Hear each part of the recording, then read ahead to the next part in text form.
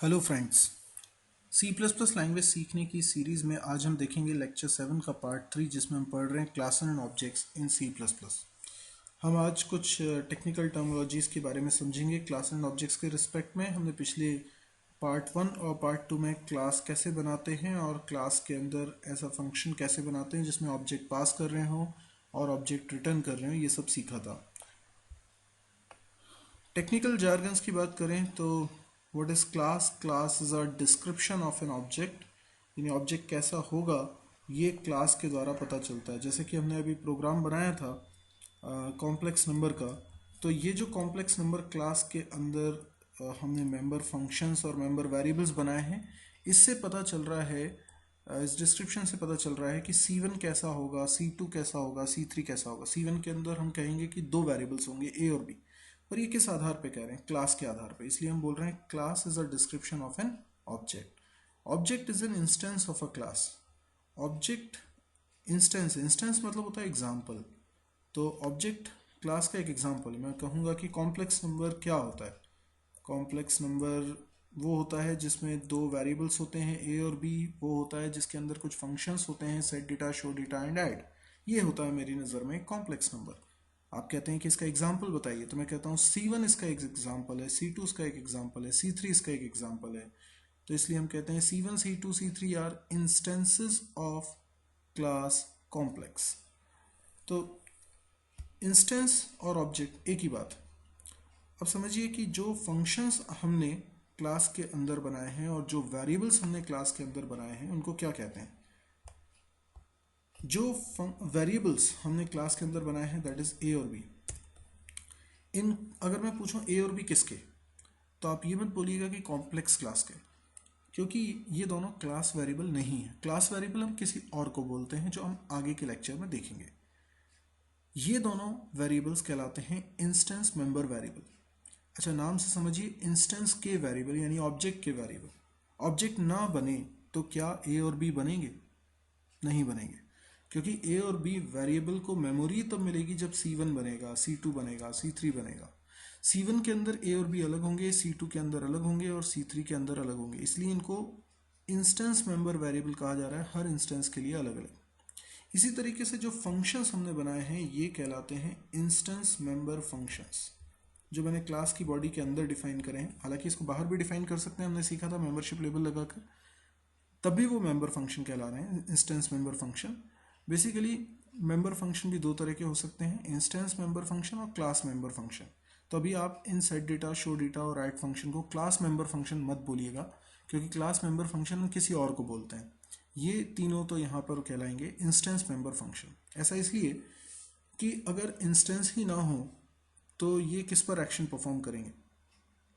जैसे हम सिंपल सा एग्जांपल लें, C1 dot set data. C1 dot set data का मतलब है C1 के लिए सेट करो डेटा 3 4, यानी C1 में जो ए और बी है उसके अंदर वैल्यूज पहुंचाओ 3 4। अब C1 डॉट ना लगाऊं, सीधे सेट डेटा को कॉल करूं, तो इसका तो कोई मीनिंग ही नहीं है, क्योंकि 3 4 किस में जाएगा? अब सेट डेटा फंक्शन के अंदर अगर ए और बी लिखे हैं तो ये तो पता चल नहीं रहा कि ए और बी किस ऑब्जेक्ट के हैं, लेकिन क्योंकि सेट डेटा फंक्शन को C1 कॉल कर रहा है तो ए और बी C1 के हैं। यदि सेट डेटा फंक्शन को C2 कॉल करेगा तो ए और बी C2 के हो जाएंगे।